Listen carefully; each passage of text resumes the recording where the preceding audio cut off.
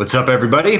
Welcome back for more fantasy basketball news. I got Josh Cliff with me today, and we're going to take a look at the article I wrote, which I titled "The Way Too Early Preseason Rankings."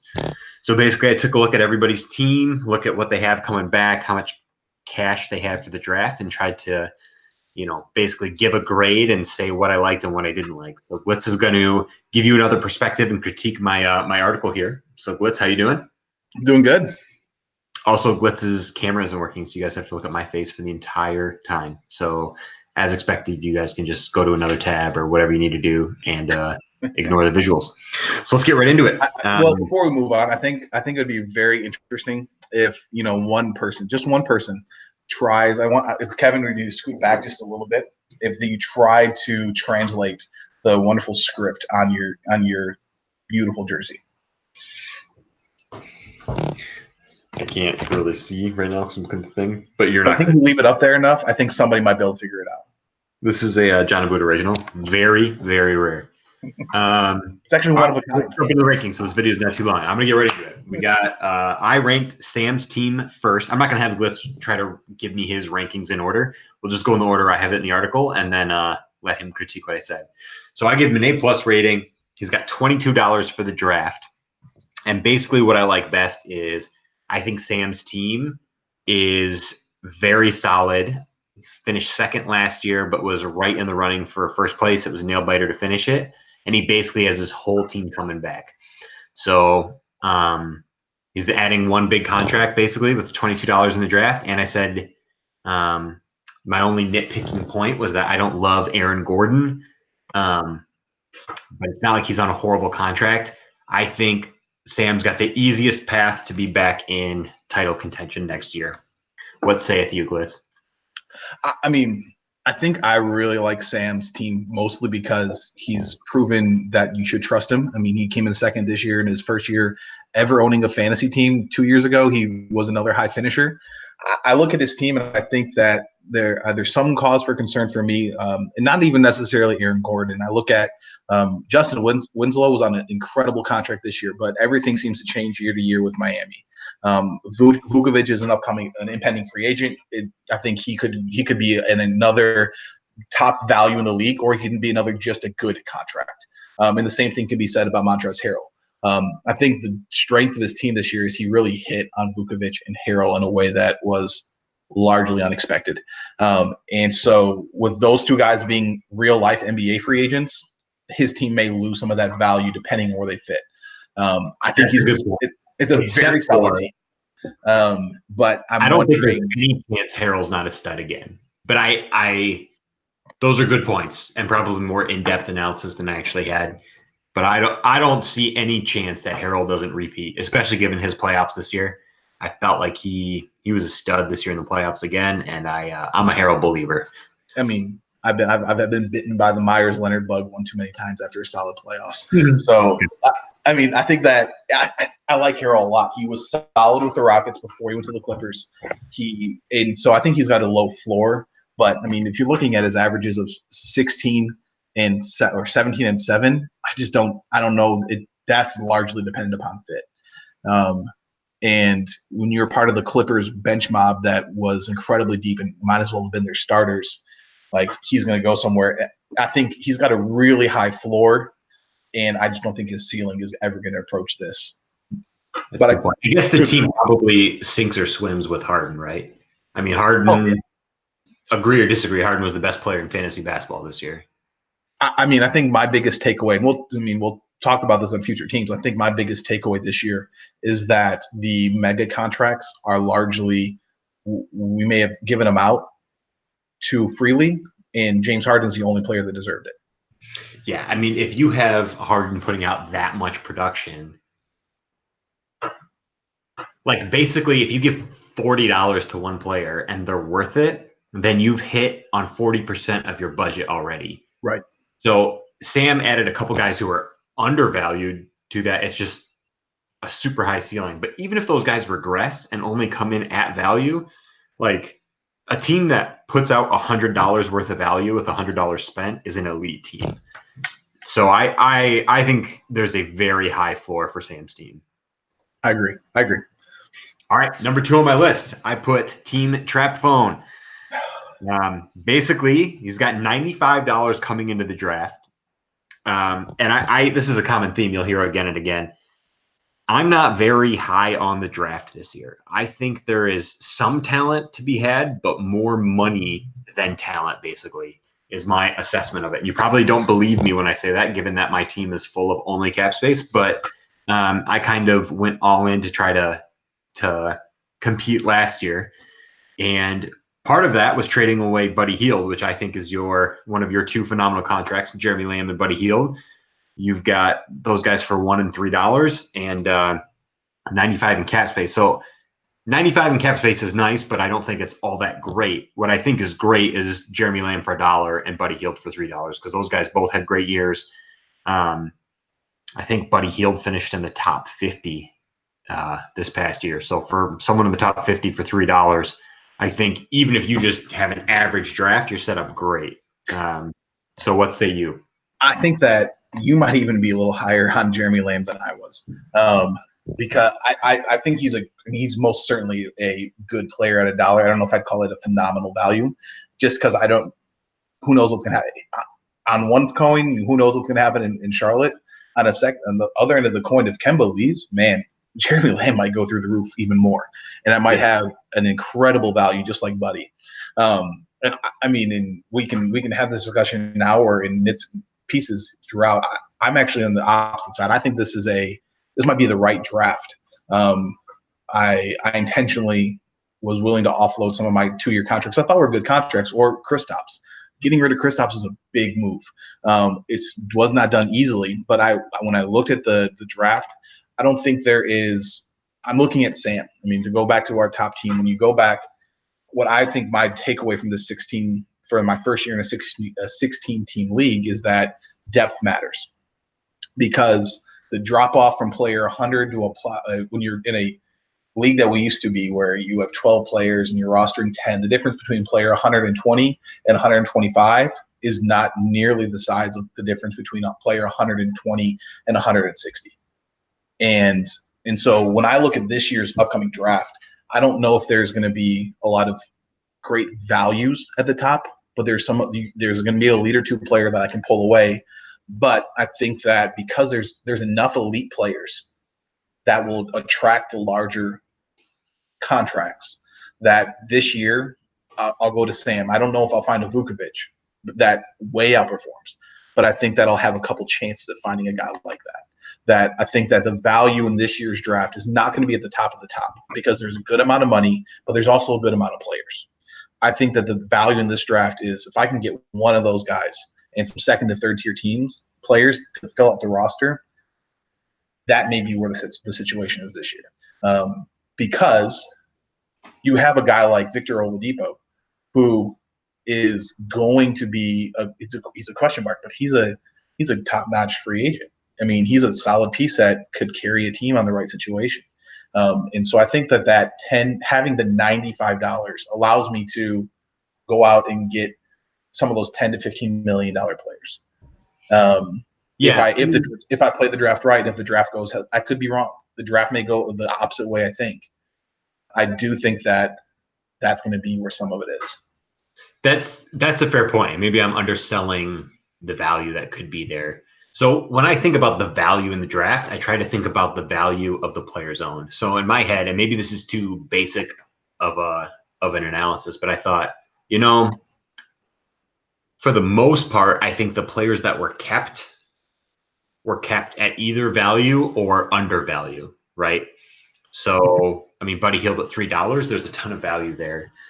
And basically, when I looked at it in total, it felt like if we had to redraft from scratch, if there were no keepers, that the amount spent on the guys who were kept would be higher than what they were kept at. Therefore, I think there's more money to spend on the same level of talent. But maybe that's overly simplistic, and there will be value there. So I don't know. I think you're somewhat right, but I also think that part of where I disagree is that there's just enough guys that are at that. Like I said with Sam's team, James Harden, in my opinion, is probably the only player worth the $40 million. And even then that's a stretch. and you still have Giannis, who's out there as a mega contract. You still have LeBron, and you still have Russ, and you still have Towns, and you still have AD, and you still have Steph. You still have all of these guys that I think, as the league learns, are going to come down in the 30 million. I mean, they're not going to be $20 million players, but those guys, instead of being $40 million players like they were in a 12-man league, they might come down to the $30 million range. And so that's $10 million in one player. Right. And so what I try to do is I think you're right. I think some of the guys overcapped. There's very few guys. I think we did a pretty good job drafting where there's very few guys that are completely overvalued and completely overpriced. There's one here or there, but there's not a ton of those guys. But instead, like I'm looking at, I've identified 6, 10, 12, 15, 17, 23 players that I think are good to core pieces, that if you can get one of these, I have 6 guys in my head that if I can get one of those 6 and 3 to 4 of this next group of 20 guys, I have a solid base in addition to Buddy. And I have the money to do so. Right. I mean, you're number 2 with 95. So I guess maybe I don't believe myself as much as I'm saying. But yeah. And my total summary after looking at all this, because I started just looking at it for the first time at work the other day, and that's when I wrote this article of like, where do we all sit, who's out there, how much money is out there, what's my strategy going to be? And as I looked at it, I was really impressed with everyone. Like I didn't give anybody a D or a C- or whatever. Like, no, I think like I didn't really realize while we were going through the season, because I was in win now mode. I was, if I had to put a slider on it, I'd say I was 85% win now, 15%. Like I wasn't willing to take on the worst contract in the league or, whatever it took to get 1% better. I was trying to keep at least one eye towards the future sort of thing, but I was like in it to win it now. And I was doing whatever I could to get a first round bye, and like, I didn't realize how well everyone is set up for the future. Like, I don't think anybody screwed themselves. And the first couple years we did a league like this, I would say there was at least 2 or 3 of the 12 teams who screwed themselves for the future. And then when we restarted again, like teams were screwing themselves for the future. Like teams did a good job keeping an eye on the future and being aware of like once this season was done, like making moves to stay flexible without sacrificing everything. I don't know. I was impressed with everyone's team building abilities. So all right, let's move on to number 3. To the cluster that was the league this year. I mean, yeah, that's true. As you alluded to in your rankings, like even Bolton's team was terrible this year, but it was strictly due to injuries. I mean, the guy was destroyed by injuries. And so you can look at his team, and it wasn't as bad as a team as his record indicates, except that he got destroyed by injuries. Right. And then you have the second outlier was Zach's team, who went all in on AD and Steph. And I'm not saying that's a bad strategy, because having AD and Steph, they pair well, like you said in your article. Like they pair well together. They are a great combination, except that when one of them misses time, you're hurting. And when both of them missed extended amounts of time this year, Zach's team was really hurting. Bleicher's team was. You have Coach Kelly's also Zach, so I don't want to get those guys confused. But I think that you had those two as your kind of – I'm trying to pull up last year's standings. Like they kind of were the 2 outliers, if I'm not mistaken. I got this year's league pulled up, so I'm not sure. But so it was, and then who's one other team?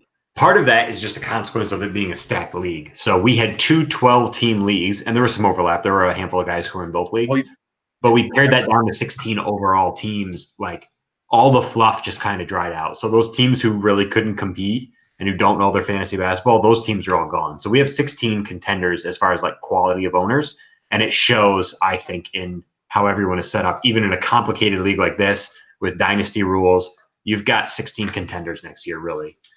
Yeah, and I was wrong. Zach's team made a strong push because when Steph and AD, like they made a strong push right near the end before they started doing the ridiculous with AD. And Zach Bleicher's team finished almost in the playoffs. Yeah, that's right. I do remember that now. Actually, he started near the bottom and so you had Bolton is really the one true outlier. He was 6. He's going to hate me for not doing math right instantaneously, but I think it's 17 games back in the next closest guy. Yeah, that's twofold, right? He was screwed by injuries and then made a judgment call and said, okay, my team's screwed, and further sacrificed this year for the future, right? Yeah, so I mean, that compounds the problem where he goes, all right, I'm going to trade for these injured stars who were underpaid.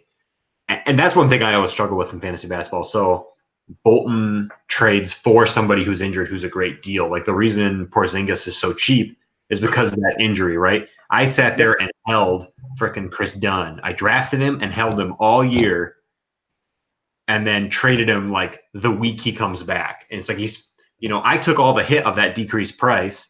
Right. And then like instead of being rewarded for my patience, I shipped him out the door right away, so that's something that I parlayed him into somebody who I parlayed into Buddy Hield. Right. Like it's tough because the reason the price is so far reduced, like if you look at Porzingis, I mean, if Porzingis wasn't hurt, how much does he go for? Upper 20s? Probably. But he's hurt, so he goes for, what was it, 9? Is that right? 10. Like he goes for 10.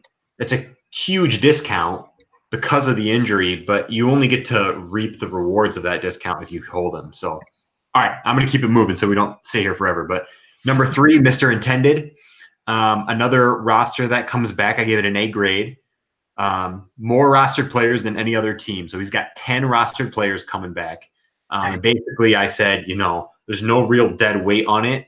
A few undervalued contracts in Covington at 7, Richardson at 5, and Jonas Paul George at 24. 3. Yeah, I mean, honestly, that's an undervalued contract potentially too. He's that guy. He's one of those guys that I think, like, to go back to what I said earlier, the way he performed this year, I don't think he's ever going to be. I don't know if there's a $40 million player in the league other than the historical aberration that is James Harden. But I think Paul George's season would have put him in that $30 million category. So here's the big advantage for him. He's got 10 rosterable players. You only need 8 to start, right? So he's already got depth, and he's got $20 for the draft. Right. So if he spends all 20 on one player, he's now got 11 rosterable players. Hard to compete with. It's a good team. Yeah, he's in a good spot.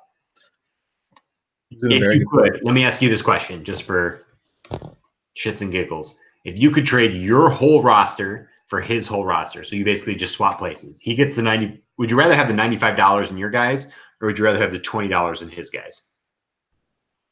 Kevin, that's almost Sophie's choice. But hope springs eternal, so I'd rather have the hope that a draft goes well. Okay. Which obviously I would too, because I put you at 2 and him at 3, but I think it's close. I think that the other reason is that I'm trying to figure out how this whole contract extension thing is going to work out. Because that's one of the things I'm really interested to see how this plays out, not this year / into next season. Is I'm looking at his contract, his deal right now, and like even though he's got a bunch of solid valuable players, I don't know if he has that guy that is, what, I'm going to lock him down for the next 5 years and still have good value. Yeah, the contract extension is the next offseason will be more fun than this offseason, I think. Right. And so I think that's why I'd rather have the draft, because I look at a guy like Vukovic, and I think Vukovic is not only incredibly valuable in the right now for Sam, but has immense value in the fact that, he might have been a $20 million player. Sam can choose at $3 million. You know what? I want to give him the next 4 years. I'll pay him 17. If I'm paying him 17 for the next 4 years as a guarantee, I'm going to pay him 12 or whatever, 14 for the next 4 years as a guarantee, or 3 years for the guarantee, knowing you're going to get below value. And I don't see the extreme value on this team like I did on Sam's. And that's why I would put Sam's ahead of his, is there's still that, not only do you have Harden, but you also have that one player that might have that extreme value. Very fair. Very fair. All right, number 4, I said Bobby and Toby. I liked that Jokic, Kemba Walker, Tobias Harris, Devin Booker, D'Angelo Russell, Jonathan Isaac. That just seemed like a lot of talent already on the roster. Like I could see Jokic going in the 30s, Walker in the 20s, Tobias Harris in the 20s, Devin Booker in the 20s, D'Angelo Russell in the 20s, Jonathan Isaac probably in the teens. Like we're already over $100. I just feel like the talent is already there. He's only got $14 to do the draft. So I feel like he needs to add more than one guy. So it's not going to get that much better. But I just felt like the talent was already there. And Jokic looks like he's not slowing down anytime soon. So I gave him an A grade. I think he's in a great spot. What do you think? I agree. I think that he's going to be an interesting test case because right now he's got to fill at least 4 spots, it looks like, with his $14. So he doesn't have the money to go out and get somebody. Or it'll be harder to go get somebody as a major contributor. And so he's really rolling in. I would not say Isaac is one of those stud type guys, and Tobias Harris could or could not be depending on what happens. Because if you have Clippers, Tobias Harris, he is. If you have Sixers, Tobias Harris, maybe he's not. But what you do have is you have 4 or 5 guys that are all upper tier players. Right. But there's going to be a divide. And so I think his team is going to be a good mark to see, okay, if you have the one super stud, I mean, to be honest, this is what I want. I want my team to look something like this in the next year. I want it to have one stud that at the Jokic level of 29, that's in that 20, 25, $30 million player. And then I want to hit on value as slight undervalues on those next few guys. Yeah. On a Booker. Slight undervalue equals a lot of undervalue. You know what I mean? It's the same thing. If everyone's at value, but one guy's 14 underpriced, it's the same thing as, 3 guys being $4 underpriced. Right. So yeah. Yeah, Mark's team is my aspiration, is what I think I'm going to be able to pull off, except I will also have that extreme value of Buddy Hield at $3. Right. Yeah, the window, the margin of error goes down for you having extreme value. Do you agree or disagree that if you had a team that was worth $100 that you're like in playoff competition, do you think the bar is higher than that, or that is where the bar is? No, I would agree. I would say that if you have if you're getting $100 of value or in contention, I don't think you're going to be a favorite. I think you need to have more than that to be a favorite. But if you're getting $100 of value, you're in contention.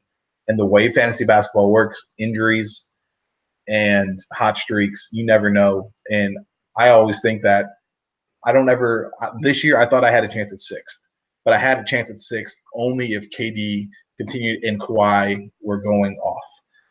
And so I chose to boof that if I could get extreme value for next year, which I was able to get.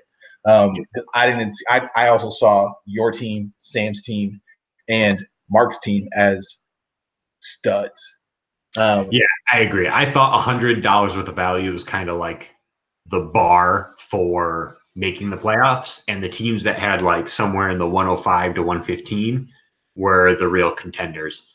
And so yeah, if you start with someone 10 underpriced, it's just such a huge margin of error. If I think Hield's worth 13 next year and you've got him for 3, you can literally either miss on someone altogether, or instead of having to hit 4 draft picks of guys $2 or $3 undervalued, you can just hit them at market value and you're just a contender, So yep. I think those elite contracts are really worth a lot.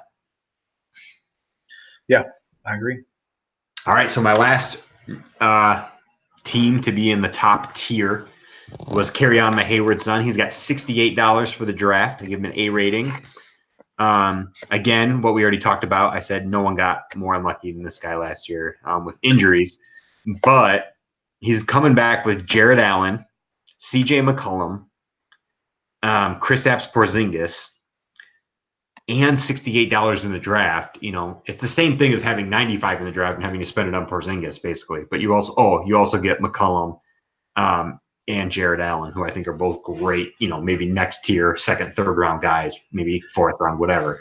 Those are guys that are $4 to $5 undervalued for sure. Maybe a little bit more on Jared Allen. Maybe he's $6-7 $4 to $6 undervalued instead of $3 to $4. But it's those contracts are where the value are if you can collect enough of them. Right. I mean, Porzingis at 10 is that could, if I had to bid on one guy being the best value in the league next year, it's probably Kristaps at 10. Someone's going to break through and do something unexpected and be worth 10 and is only charged 1. But Porzingis could be worth 30 next year and is only at 10. Like, it's that is an elite contract. So if Porzingis is like worth 30, he probably should be number 1 on this list. But Porzingis could also be worth 10 if things don't work out so well, coming off injury. You never know. So there's some risk reward there, which kind of bumped him down to only an A rating instead of an A+ rating. But if things potentially work out the way they could, then this is an A+ team. So that I would be ecstatic if I was Carey going into next year.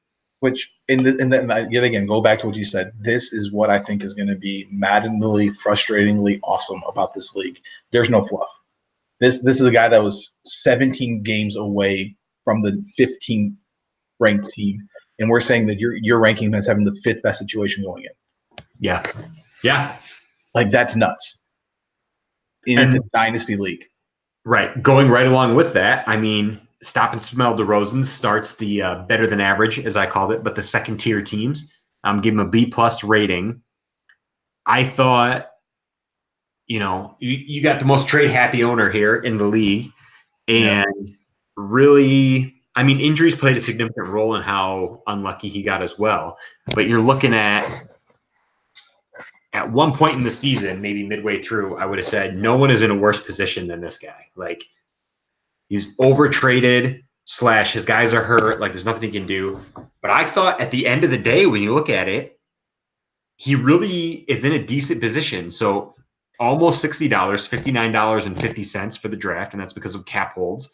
But almost $60 going into the draft with a solid roster in place of LaMarcus Aldridge, Miles Turner, plus the Call Bridges, Harry Giles, Adebayo, Justin Holiday. Like, okay, none of those names jump off the page at me, right? But LaMarcus Aldridge at 15 is an underrated contract to me. Is it $20 underrated? No, but I tried to get that contract multiple times this season. And Miles Turner had a horrible year this year, but there's Miles Turner has a very high floor. Like, a big man who can do what he does, like, he's not just going to disappear. So, was he worth 13 last year? Maybe not. I wouldn't be surprised at all if he's worth more than 13 next year. So maybe that contract is just at value. Fine. Well, and we talk about the cap holds being a problem, and you talk about unlucky. Like, one of the moments where I was most Coach Kelly was a former coworker of mine. He's since left us, and he now is working at a different school. But he used to work down the hall for me, and I was almost as guilty as he was. We would go back and forth, leaving class to talk about trades. And that's just what you do. And one of the moments in this year where I was really glad that he was gone was when the moment when John Wall's news hit, because he had traded for him like the day before. Yeah, that's super unlucky. And like the day before, and there was another person that happened right after that. And all I know is that whatever was going on in my class that day was going to have to stop, because Kelly was going to come running, screaming, shouting, and pulling out his hair down the hall. Yeah, it's super unlucky. And not only is it a season-ending injury, but like, they're talking potentially like a season and a half. Like, he might be out next year, which is why you had to cut him. So at that point, like, do you hold him? He's an expensive contract. If you drop him this year, Kelly wasn't competing this year. If you drop him this year, you get a 50% reduction in the cap hit. So he's taking $8 cap hit on John Wall for next year. Like, that sucks. I mean, 8 out of 100. It's 8% less money than the rest of us already right off the bat. But but you get out of it. Exactly. You have a roster spot that frees up, and if you're sitting there with him at 16 and you have 16% less money than the rest of us and he never plays, then you're done before it even starts. I mean, you've got a chance technically, but man, is it hard at that point. So, to turn around and get guys who are at decent value at the top, plus have enough money to make a splash in the draft, plus I'm looking at some of these names, McCall Bridges, Adebayo, Justin Holiday. Wouldn't be surprised if any of those guys are worth 10. I don't think they're all going to be worth 10, but one of them might hit. Well, you just gained the $9 in value that you lost for, having to sit John Wall. You're right in there for getting to that 100 to 105, 110 worth team. Hey, for somebody who looked like they had no path, I was really impressed with how he ended up, Right. And I think when I look at those teams, it reminds me, not to skip ahead in your rankings, but to Nick and at number 14 at Seymour for Commish. Like, that team, those names that he has, especially Adebayo and Mikal Bridges and Harry Giles, depending on what all happens with the rest of that team, like, all those guys have the potential to that's what Nick's roster is. Like you said in your rankings for Nick is an incredibly scary team because there's so much scary upside on this team. And the question is when is it going to produce, and is it going to because if Nick's team gels at the same time, Nick's team is going to be next and impossible to beat. Yep. All right, we'll get to Nick when we get to Nick. I'm going to keep us moving. We got T-Bag coming in next. I give him a B+ ranking, and he's got $16 for the draft. So T-Bag is bringing back 11 players, so very similar to Dan. But I thought there was a little more fluff in there, a couple contracts you'd rather not have. But here's some names that he does have in there. DeAndre Ayton, someone I'd want to have next year, right? Donovan Mitchell, someone I'd want to have. Kevin Knox, Yusuf Nurkic, Jamal Murray. Like, he probably underperformed this year. By the way, finished in the money.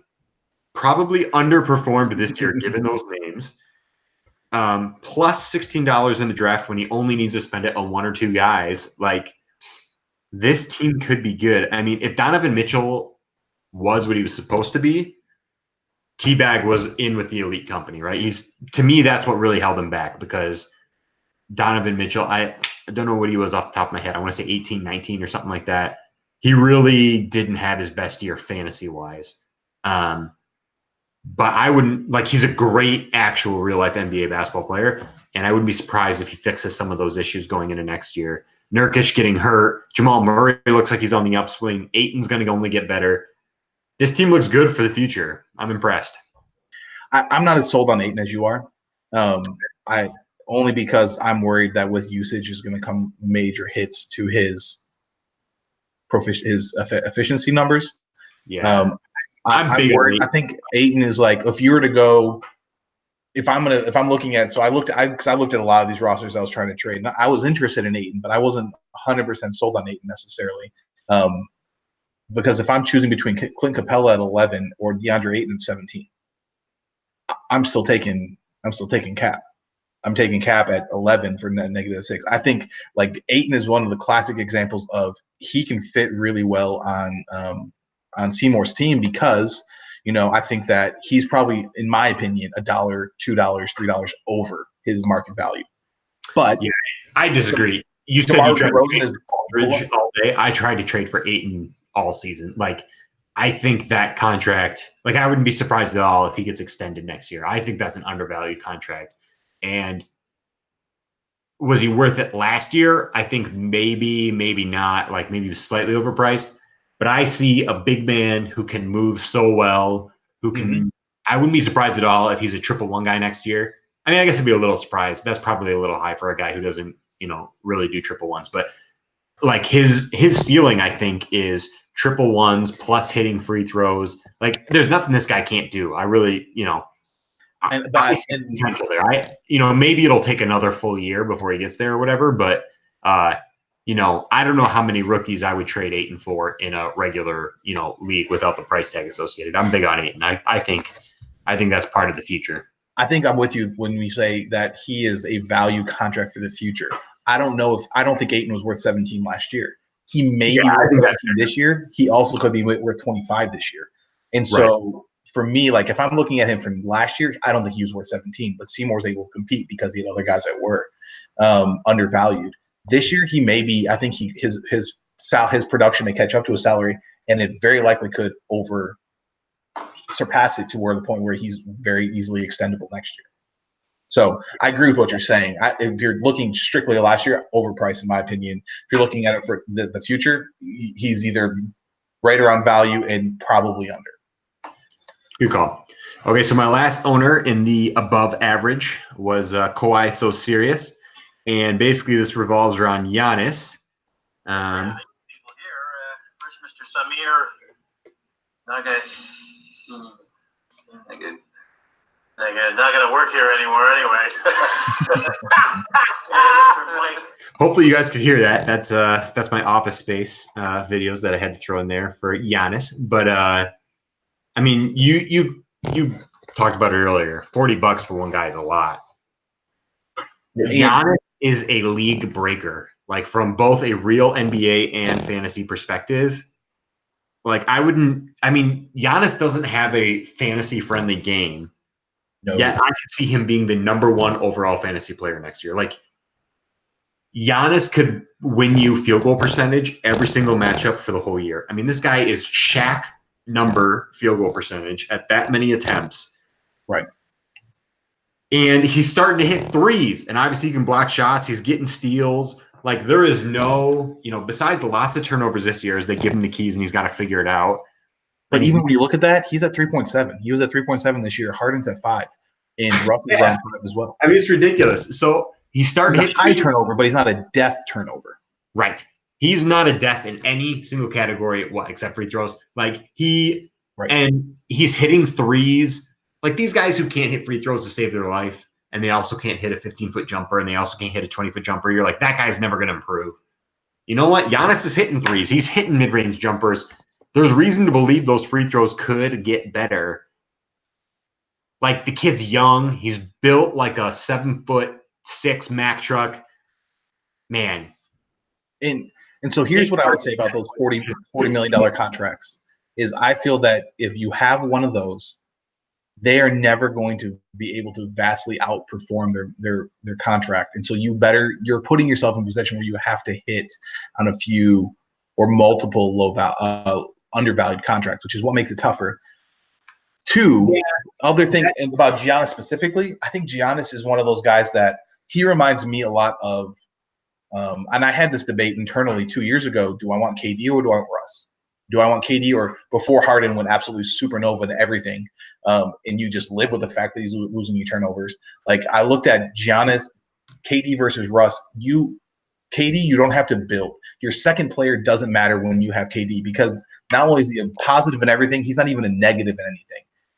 Giannis and Russ are negatives in a few categories. And so if you can support them or find the players that almost mirror those weaknesses and be willing to punt a few categories, Giannis is incredible. It's just he's a little bit more, to me, I think he is the higher ceiling. KD is the safer number one guy. Anthony Davis is the safer number one guy. I agree with that. And not only because they're more balanced, but they've done it before.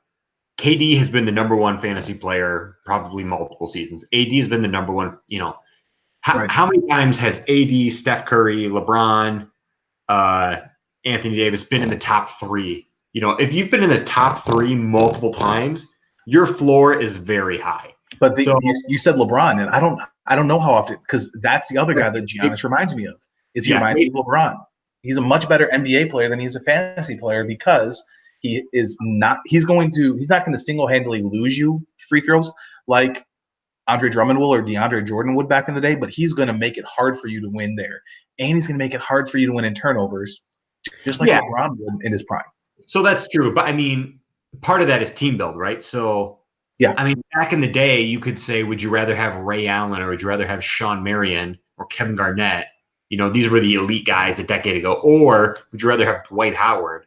Well, it seems obvious, but you know what? If you just take away the things Dwight Howard sucks at, if you were to punt free throws, he becomes the best player. So when you were that much better, I mean, this is still a head-to-head league, and any given week, you wouldn't be surprised if Giannis averaged over 3 or 4 games, 3 blocks, 60% field goal percentage, 35 points, and 2 steals. I mean, he literally could single-handedly win you 4 categories. So while maybe it's a little bit trickier to put together and fit all the pieces around, and it's not as easy as building a team around a second player. This is a head-to-head league still, and we build our teams around auctions.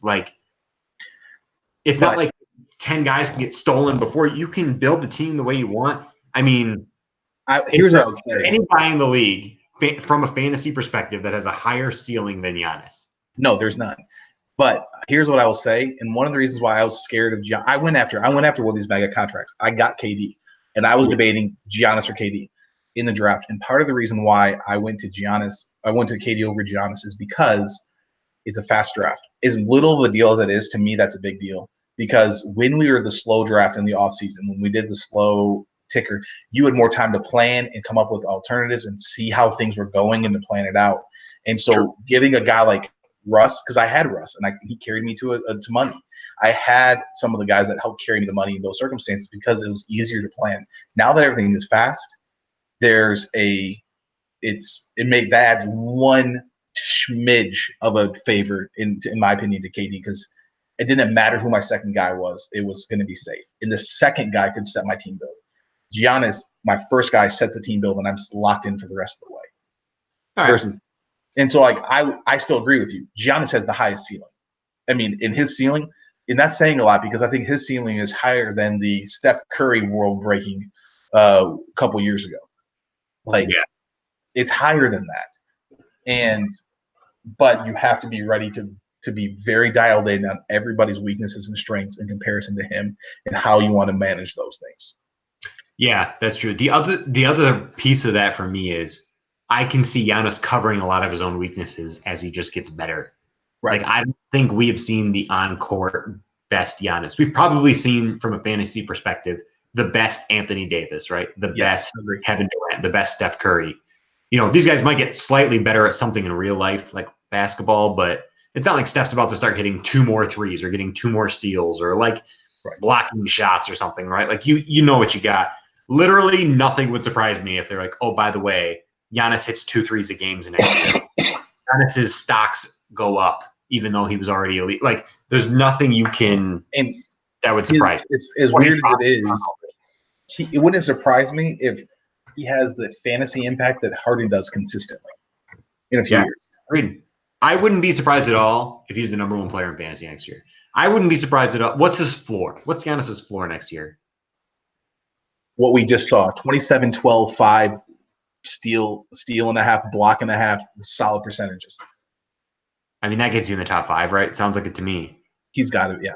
His floor is top 10. His realistic floor is probably top 5 to 6. Because you have a guy like Towns that could come up and do something because he's Towns is the opposite. Towns is a better fantasy player than he's a real life player. Right. The only way he hits that floor, like by the numbers, is if he's high turnover and misses a lot of free throws. Like, that's the only potential thing holding him back, because there's no way he's not going to just like take the league by storm. You know, he's crazy.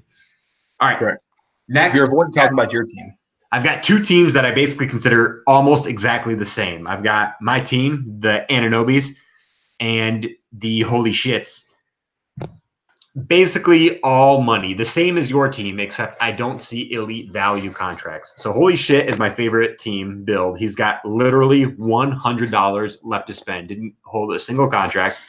And OG is almost exactly the same, except he has only got $96 coming back with Jeff Teague. So basically I had to decide, was Jeff Teague worth $4? Because that was the order of these 2 guys. And ultimately I decided to me that Jeff Teague is worth $5 next year. So that's like a 0.1% better team build. I mean, I think Jeff Teague comes back as a starter. I don't think his assists or steals are going anywhere. So I a starting point guards to me have the easiest path to value because they get those like cheap assists. Right. They tend to have steals, and someone like Jeff Teague gets his free throws. So I think he's probably, like I said, I'm paying him 4 and I think he's worth 5. But this is the exact same team build as you, but we drop all the way to the lowest ranking that I gave us, the lowest tier from your team, because I think you've got great contracts. That's how thin I think the margin is. So I think anyone can compete. What do you think about teams having only money from the draft but no great contracts going in? I think that's you rated them roughly where I would have, because I have a safe place in the potential. I would say this much: with everything else you said, I'm surprised you rated yourself as highly as you did, because you're not a believer in the draft, yet you put yourself above 9 other teams. I mean, yeah, that's a point. So I think you may not believe what you're saying as much as you want to think you do, but I'm with you. I think that these guys, I think that there's value in the draft, and so therefore I think you rated yourself appropriately. Yeah, it's hard for me to rank, because I do believe that the draft doesn't have as much potential as there is risk, is I guess what I'm ultimately saying, right? That's fair. But there's unknown, like, if I think, who's someone coming? Like, if I think KD is worth 38 and someone bids 48 on him, well, I think that team is probably going to end up being worse than my team when I spend the money the way I value it, right? So with teams having a large part of their cap not spent, I'm kind of assuming they're going to get equal value. So let's say I think there's $10 on their team right now worth of value, and they have $80 worth of, 80 available dollars for the draft. I'm saying that team is worth $90 next year. Well, if they blow the draft and instead of getting $80 worth, they only get $50 worth, well, that team's going to suck. You know what I mean? Right. So money available for free agency is only as good as you spend it. Now, obviously, some teams are going to do better than others in how they spend it, and that's ultimately going to distort our rankings. But for me doing this like way too early projections, I kind of have to treat every dollar as equal, even though it won't end up being that way. So yeah, I don't really believe in the draft as overall. So let's say $2,000 go into the draft. I think only $1,900 are going to come out, but it's not going to be evenly distributed among the teams. So someone's going to win still. Yeah. All right, number 11, I put the Jiminator. $71 going into the draft. He's bringing back Draymond Green at 13. I thought that was potential steal. I mean, if KD leaves, Draymond was worth upper 20s when I don't believe it. old Warriors were there. Yeah. He's had some rough health stuff. He's looking great in these playoffs to me. But that's what I would say. That shooting, I think what's Draymond's floor? Draymond won't have a season as bad as he had this year for the next 4 or 5 years. I don't think. I think this was his worst season. Disagree. Unless if KD comes back, then I think his ceiling is severely lowered. But if KD doesn't come back and they don't bring in some stud, which I don't think they will, and if he can be the third guy again in Golden State and his assists will tick up, they'll need him to do a little more, I think that could be great value. And there's also $71 there in the draft. I mean, it's not that much different than having $95. You know what I mean? So and he's got other players. I mean, there's Kuzma, Dennis Smith Jr., Julius Randle. Like those guys are rostered players. I think they're probably slightly overpaid right now in Jimmy's team, but there's no way those guys go undrafted, right? So he's got respectable value plus a potential one contract. Because those guys I think are overvalued and Draymond has risk there. Overall, I'd rather have the money for a safer situation, but it's definitely not the worst team build. See, I agree almost 100% with you on Jimmy's team. I think Julius Randle's a great value. I think his role is going to be pretty consistent at New Orleans. He was putting up 21 and 8 with decent percentages. Like that's for $4. That's hard to get if you're just looking for scoring, which is for a bottom tier player, one of the hardest traits to find. One of the hardest things, in my opinion, to find is that $1, $2, $3, $4, $5 million player that's putting out enough to help you and be a leader of you for points. That doesn't hurt you much. I love Julius Randle. Dennis Smith Jr., I think you're right. Kuzma, I think maybe, who I have no clue what to say, but he's in a similar boat. He gives you points, if nothing else. Draymond, I think Draymond is going to be an interesting case because I really think Draymond might be entering the fat Shaq period of his life where he is out of shape and not dialed in the regular season. And then we see it in the second half like we did this year, and then we see our old Draymond that we all love and adore in the playoffs. And so I think we might be entering the fat Draymond season of life. He's got his money, and he's living the good life in San Francisco, and he knows that I can wait because I'm on a stud team. I'm going to wait to turn it on. And even if you look at his numbers now, like you said, he's going to have an uptick in assists. He averaged 7 assists a game. That's pretty consistent with his average. Like, do you think he gets to be, fat Shaq if KD leaves? Is that a luxury he only gets if KD's there? No, I think it's fair. I mean, just looking at his numbers, he's never been like I'm looking at right now. He's 445 from the floor. That's about right. I think he might hit a few more threes, so he'll pick up a little bit of value there. He's never been a good free throw shooter, so the 70% that he hit roughly this year is never going to go up. His points are going to go from 7 to 13, but that's not a huge change. His rebounds might go from 7 to 8 or 9. He never is. I don't think he's ever averaged double-digit rebounds. Assists 6 to 7.5. Steals, he's already at 1.5. Blocks, he's already at 1. I think going from 7 to 15 points is a big difference. I mean, 15 points is like your league average fantasy relevant player.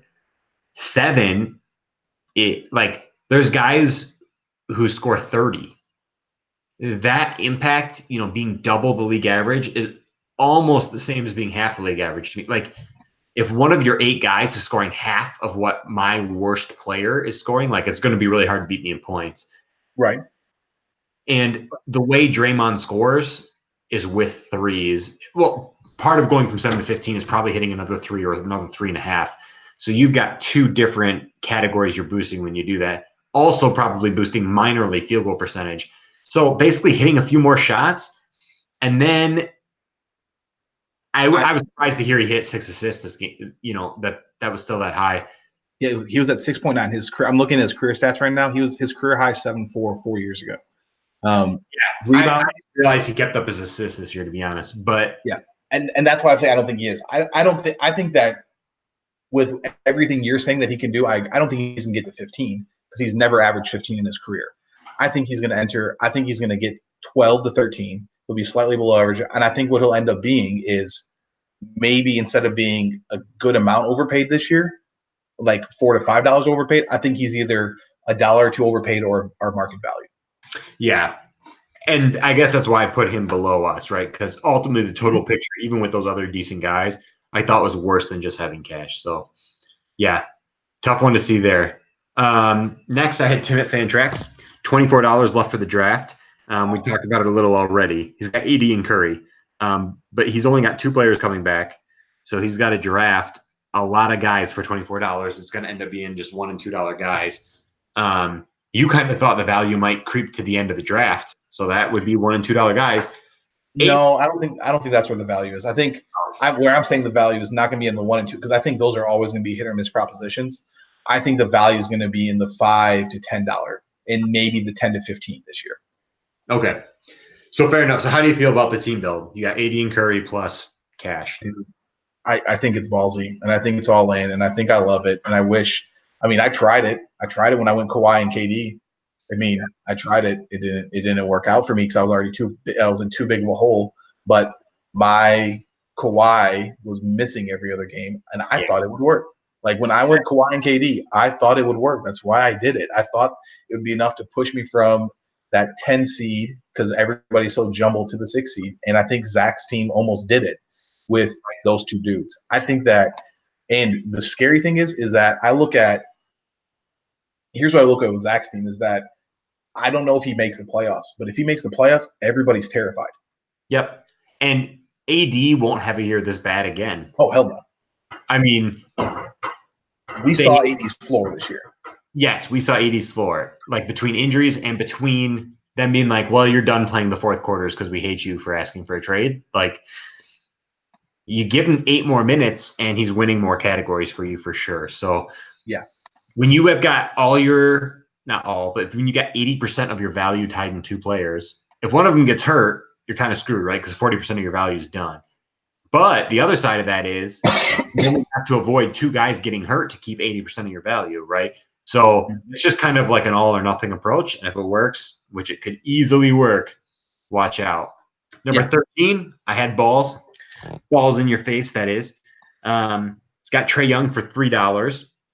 Fultz for $3 is kind of like that's kind of like an all-in on the tiniest scale, right? If Fultz comes back and is a relevant NBA player again, he's worth at least $3. But if he's just like done, then you only wasted $3. DeAndre Jordan, Marc Gasol, Kyrie Irving. Basically, I said there's like a bunch of guys who, if they regress to their mean, you got value on. But also, like, what is the trend? Are these guys falling off, or did they just have off years? He's got a team full of these guys. Westbrook at 37. You said you don't think anybody besides Harden is worth that 40. Westbrook's pretty close. I mean, this dude is just averaging triple-double for his 3rd time. Like, not 3rd time, 3rd year in a row. 3rd year in a row. Like, how jaded are we as NBA fans now? We're like, I don't know if Westbrook's good. He's doing something that only one guy in history has ever done. Oh, by the way, he's doing it 3 years in a row. Like you can build around this. There is talent there, but I don't know. I guess I'm buying into the jadedness because I dropped John all the way to 13th. Only 10 for the draft. Can't improve. So basically what I felt was there's no flexibility to move anywhere. And it just doesn't feel like quite enough. I think Kyrie hurts him. And Kyrie hurts him in a weird way because if we're talking about, like, if you have the Giannis, if you have the Russell, you have to build around them. And, like, one of Kyrie's strengths is the fact that he's such a strong free throw shooter.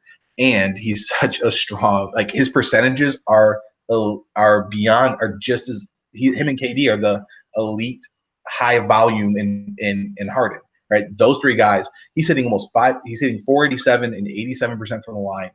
At a high volume. Kyrie's strengths at 21 are not enough to are enough to give John make him competitive in those stats versus Kyrie in another team where he can take you and may give you a strong lead in those stats. So like his two best players they're not. I don't view them as complementary, and I think that's where. But if John can move on from Kyrie, like Andrew Wiggins, I think is a good pairing with Russ. And DeAndre Jordan is a great pairing with Russ. So like I see that there's some things there, but I think if and Trae Young and looking at him, low field goal, average free throw. He's not elite there. Points. He's great there. And all of a sudden you have a guy and you're gonna lose turnovers with Trae and Russ. I think Kyrie moving on to a different roster and getting value back from a guy that maybe fits this team roster can move John from number 13 or wherever we are in your rankings up quite a bit higher. Fair. All right, number 14, I had Seymour for Kamish, who we talked a little bit about earlier. I mean, he's scary. You beat this, you built a team full of 14-year-olds and somehow, it's like, what do you do with this? So Simmons at $28 was just, it's too much. I mean, you said one guy's worth 40. The truth is there's probably only 10 guys worth 30, and Simmons isn't one of them. But the ceiling is high. Well, is the ceiling high on Simmons? Simmons is one of those guys, like I said earlier, you got these guys who can't hit a 15-foot jumper, can't hit a three-pointer, can't hit a free throw. You really question if they just can't shoot. Right. And that's Simmons. He misses from everywhere that's not a dunk. And he's really big and really athletic and really good. So he gets a lot of those like in close shots. But man, I mean, you think someone who's that good at basketball is going to figure it out, but watching it, it's just I don't know. I mean, Shaq was really good and never figured out a free throw. So that's one scary thing. But you've got a team. I mean, listen to this team. Ben Simmons, Doncic, Tatum, Fox, Bamba, Bridges, Jackson Jr., Carter Jr., Brandon Ingram. I mean, any one of those guys could be the breakout player of the year next year. But my question is, can you build the team this way? So is it better to find the diamond in the rough and maximize your chance of finding diamond in the rough? But what if one of those 9 guys hits or 2 of those 9 guys hits? Is there enough? Because you're then going to have 6 or 7 undervalued guys, overvalued guys. Like, to me, you're buying a bunch of lottery tickets, and even if one hits, it's still not enough. Like that, it felt too risky for me. I wouldn't be surprised at all if I'm looking back at the end of the year and being like, remember when I put Seymour for Commission 14 and now he's got like half the All-Star team on his – like there is some stud potential here. So, yeah, what do you think about this team? This was the hardest team for me to rank. I think that this team, if we're ranking the 2-year prospects, is almost near the top because the Ben Simmons at 28 is one of those few contracts that I think we could all look at and say, yep, not a good contract. It's way overvalued right now. But yeah, once I think what Nick is going to have the ability to do is that these contract extensions are going to be able to take his team, and we're going to really see the value of them when we look at Nick's team. Because Doncic is going to be extended. There's no doubt he's going to extend him. He's more than what do we say the value is going to be? A $3 million increase? $3 million per year. So he's easily a 14. So he's going to have him. He's going to have him not next year, but the year after that. He's probably going to have him 2 years locked in. Jason Tatum probably going to have him 2 years locked in. De'Aaron Fox could be an extreme value because that $4 million is a ridiculous contract. Same thing goes for Wendell Carter and Jaren Jackson. Nick's going to be in a hard spot deciding how many of these guys do I want to extend automatically. Yeah, that's the point. So and I kind of alluded to that. I said the way too early 2025, 2026 rankings have Nick as the clear number 1. But you're right. He's not going to be able to keep everybody. I think that's going to be the hardest thing. He's not going to be able to extend everybody, or he could because he has $28 million coming off the book of Ben Simmons. He could literally extend everybody, but he's not going to be able to offer too many big extensions. Nick is going to have some critical decisions to make next offseason that could set him up for the future to be a dominant force, or it could go poorly for him. But his team is the most, like you said, it's hard to rank because, golly, it's exciting to look at. Yeah. All right, number 15, I've got My Heart Will Go On, which is low-key my favorite team name. He's got $60 cap space. Sharky's always been successful as a drafter, and he's got LeBron James sitting there at $37. How do you feel about this team, bud? I think he's paying LeBron too damn much. Yeah, me too. I think you talk about a guy that, or we go back to what made Coach Kelly successful is that he had at one point LeBron at the start of the season, LeBron and Russ, and he was able to find people that were in win now mode, Right. that he was able to pawn them off. And that's what set him up well for this year. It hurt him for last year. He got rid of any playoff chance, but it gave him a better outlook for next year, and it hurt the outlook of both of these teams in this year. Yeah, that's true. I mean, ultimately, I don't believe in the draft, and I think he's got less money than other teams, plus more spots, and has to, a fourth, 40% of his money is already ditched in a sinking ship. So, luckily that worked with the Titanic, and my heart would go on, and I couldn't help myself. It's too good. It's too good. And last but not least, Anal Embiid's should be the top name, really. I mean, that's a great name. It's such a trade down, though. Mina hit such a home run with Sexual Favors in the original sequel league. Yeah, we've had some great names. I expect more of the same next year. So $21 coming into the draft. He's got Gordon Hayward. He's got Gary Harris, Lonzo Ball. But it all comes down to Towns. Huh? It all comes down to Towns. Yeah, probably. So yeah, I ranked him 16. This is my least favorite team build. Towns is a guy I like, but only $20. There definitely doesn't feel like enough there for me. I'm scared of Gary Harris at this price. I'm scared of Gordon Hayward at this price. Lonzo Ball 7 I'll probably take, but it just seems like he's paying top dollar for each player, and that's too hard to build a team that way, especially when the league is this competitive. But you know what? I mean, Gary Harris has been worth more than this before. Lonzo Ball could be worth more than this. Gordon Hayward's been worth more than this. Towns has been looking like a guy who could be, a top 3, top 5 guy before. So if it all works out, he definitely still win the league. But I wouldn't trade my team for his team at this point. And there's, that's how I feel. I agree. All right, man. Well, thanks for running it down with me. We'll try to get more of these out every 3 weeks, something like that. And hope you guys enjoyed it. See you.